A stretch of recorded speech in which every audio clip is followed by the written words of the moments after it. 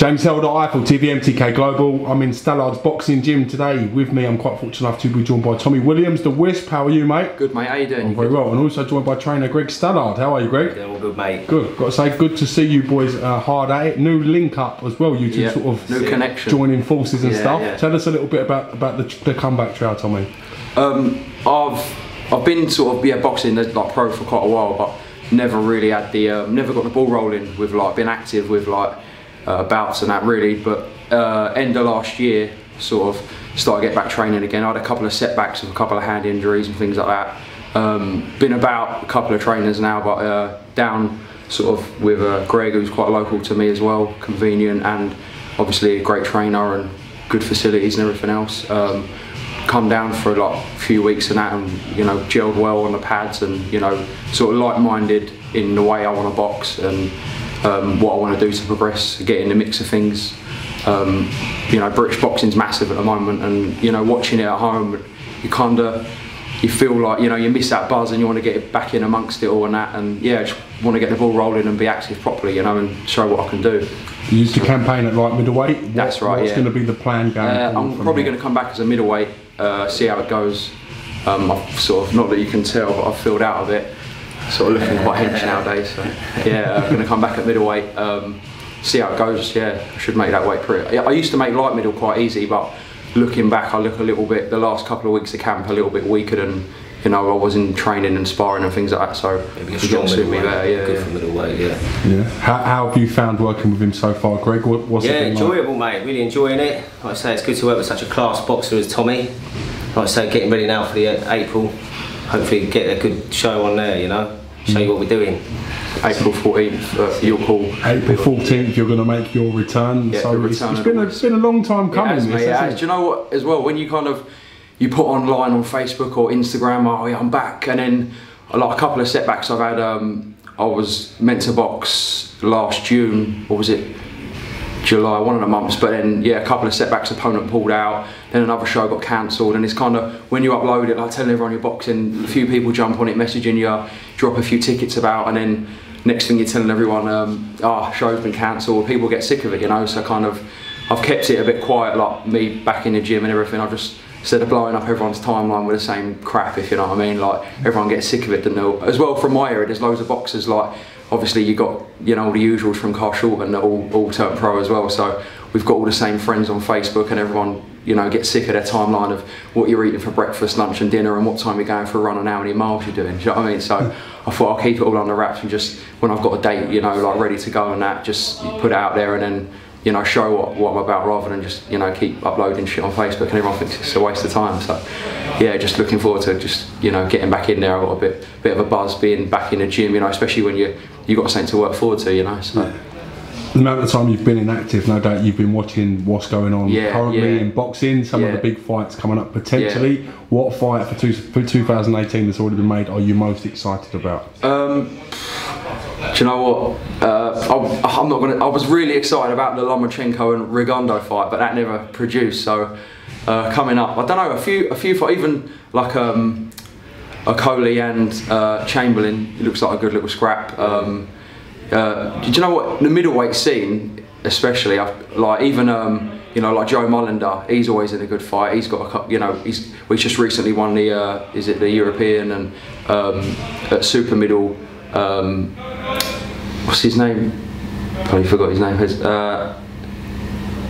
Better be someone good now. But you've built this up. Yeah, my mind's gone blank. But yeah, do you know what? All around my weight, I want to, you know, I quite like the look of all the middleweights and super middleweight. Super middleweight division is massive at the moment with Groves and Eubank Jr. and, you know, to get in and getting any sparring, if you're watching, get any sparring with him would be great. You know, great experience. But yeah.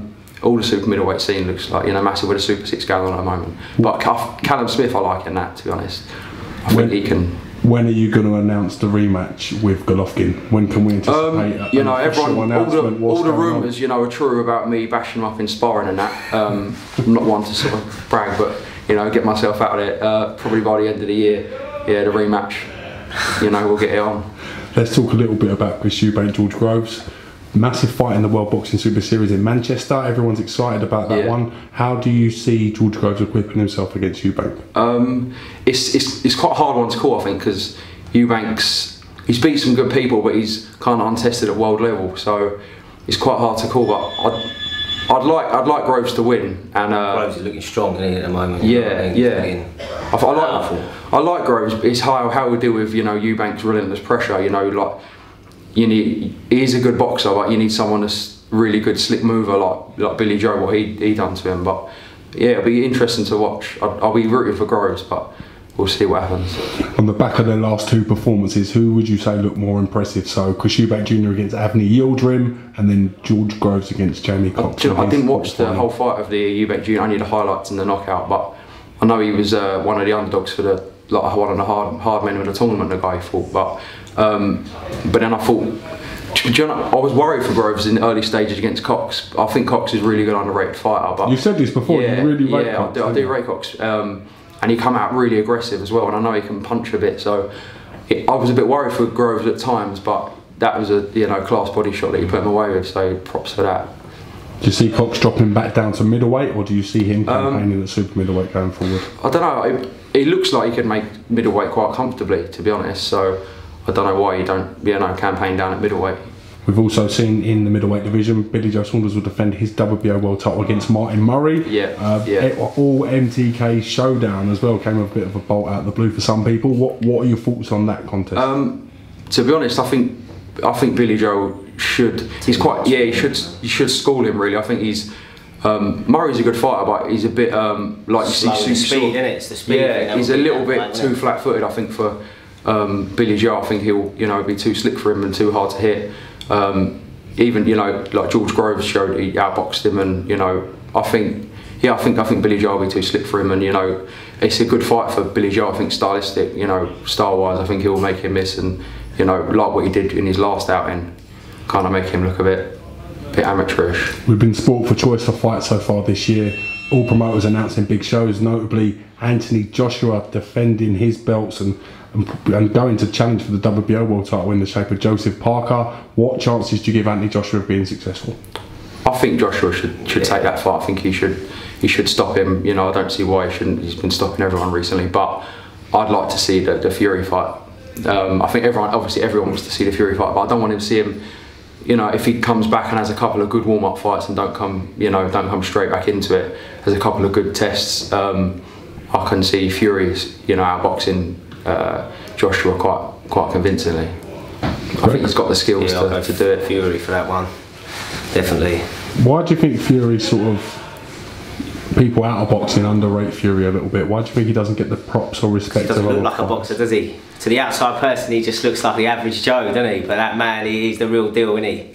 I think he's real in terms of on camera as well. He'll say exactly what he thinks, and people don't like that. People like you to come out and say kind of be like a little puppet, and come out and say, oh, your P's and Q's, but he don't care who he upsets. He'll just say how he thinks it is, and he's honest. But I think, and people don't appreciate, when he's, the way he went over to Klitschko and outboxed him and made him look like slow and sluggish.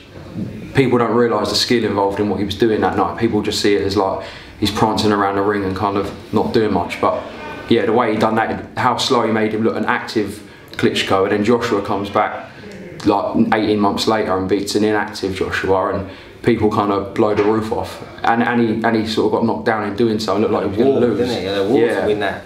Why do you think defensive-minded fighters, or fighters that seem to make fights maybe a little bit easier than what they are, get less props than, say, fighters who are in sort of life or death fights?